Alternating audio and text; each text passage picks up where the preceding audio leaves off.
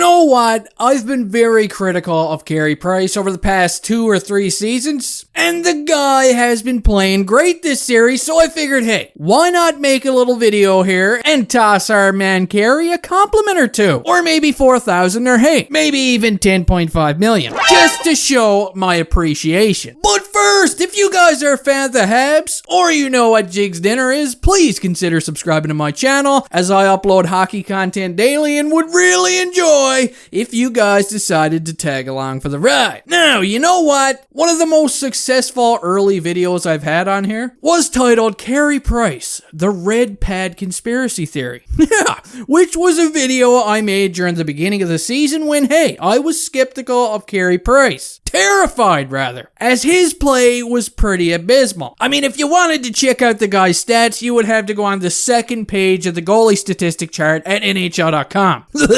Yeah, the second page. Not a good place to be, especially when you're making 10.5 million chicken nuggets a year. And while I was playing the old blame game back in the day, I was crying in some tissues, and I pinned a lot of his issues on the goalie gear he was using. And hey, I still stand by this. I still think it's difficult as hell to, get used to wearing a different set of goalie pads every night. With different colors. We must have saw him use like 4 different sets of goalie pads this season. All different colors. First he was rocking the white pads, then he switched it up to the red pads. Then the red pads weren't working, so he figured, hey, why don't I mix red and white? Which is kind of what he's rocking right now. But then for some reason towards the end of the year, he was like, screw it, I'm gonna use blue pads. And I was just waiting for somebody to grab this guy and pull him aside and be like, bro, is everything okay? Is everything okay at home? What are you doing? What's up with all this colorful shit? But anyway, enough about then, let's talk about right now. Because while Carey Price was injured and set to return for the playoffs, somebody, who I'm gonna label right now as a good friend of mine, hey, I don't even know who this guy is, decided, hey, let's rob Carey Price.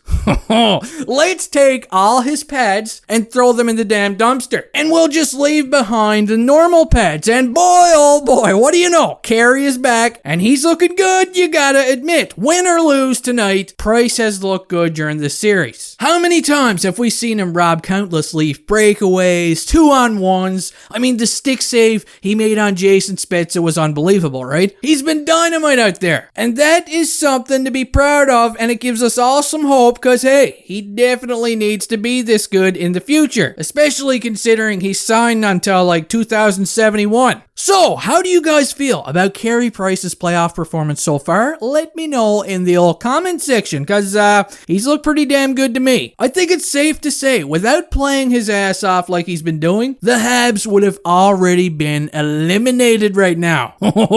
Facts. Is that fair to say?